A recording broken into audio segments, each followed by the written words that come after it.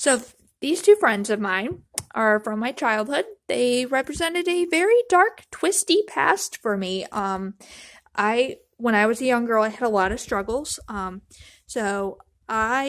Mao here, yes, I call her Minnie Mao. She was with me through everything. She had to go through surgery. She went through with me when I had to go through surgery when I was 5. A nurse even made her name tag. I thought it was the coolest thing. It said Danielle's Minnie Mao. And this bunny here was from when I was 5 and had to have surgery. It wasn't a real troubling surgery, enough though that at 5 you're scared. And it was during Easter, so all of my loved ones gave me a bunny while I was in the hospital. I have many more, but this is my favorite, and I wanted to share that with you guys. So another thing that I hide is that I do have a learning disability. Many of you would probably be like, well, you only have ADD, but that is, did kind of, was a struggle for me in the past. I had to go to a learning center. I felt like I was the outsider looking in most times. I was bullied at that learning center, so that didn't help any. So a lot of people do not know that I have a disability, so that's why I picked this quote, is my ability is stronger than my disability, because you know what, folks, nothing can stop you even if you're quote-unquote disabled. What a lot of people don't understand is the reason why I'm becoming a teacher is because I'm trying to be that person that I didn't get when I was younger. I had a couple of teachers that did make a remarkable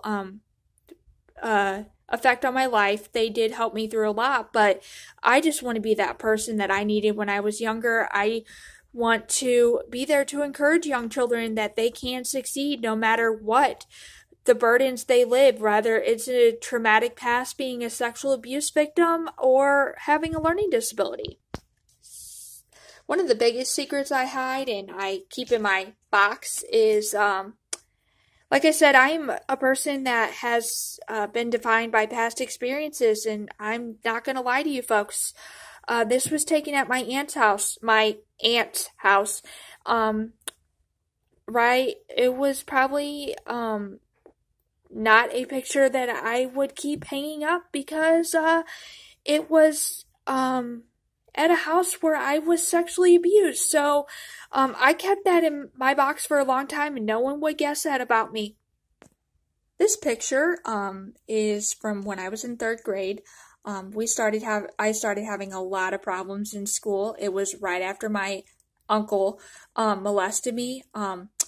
I put things in my ear. I wrote on the bathroom walls. I yelled at people. I had sudden outbursts of temper for what a lot of people didn't know and what I kept a secret for a long, long time. But you'll get to learn that in just a few short minutes.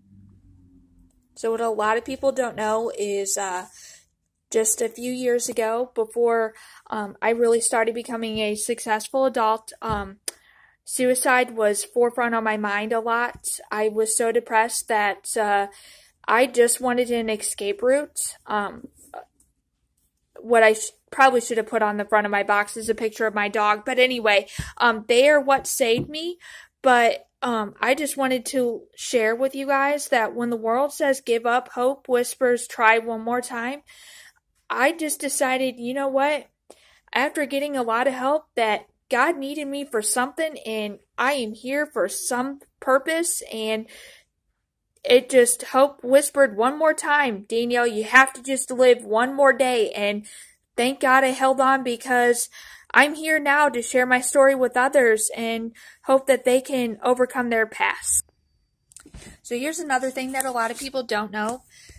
Behind that always dancing, always singing, sweet girl is someone who battles still to this day from self-esteem issues. And that's why I shared this quote in this box is, and I said to my body softly, I want to be your friend. It took a long breath and replied, I've been waiting your whole life for this. And this quote fits me because I have literally battled with self-esteem issues since I was 8 years old. So it's been about 20 years since I battled with self-esteem issues, so I thought this was pretty fitting, and also not something that a lot of people know about me.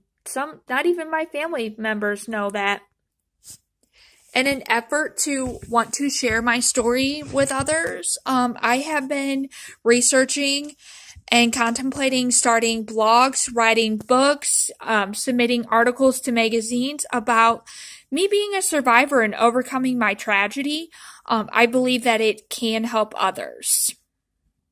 Oh, that's why I shared this quote. So often survivors had their experience denied, trivialized, or distorted. Writing is an important avenue or healing because it gives you the opportunity to define your own reality. It is very true. One of the things that I was going to put in my box was my journal. A lot of people don't know that I do journal because it does help you get your thoughts out. So folks, if you're suffering from depression, don't keep it boxed up. Get it out on your journal. Well, this is just a little bit about me and what I keep in my box. Like I said, I am somebody who is defined by past experiences, but let this be a lesson to you. I have become I have become a associate of the month where I work. I have been on the dean's list. I have gotten a job. I have learned how to drive. I have succeeded in every possible way.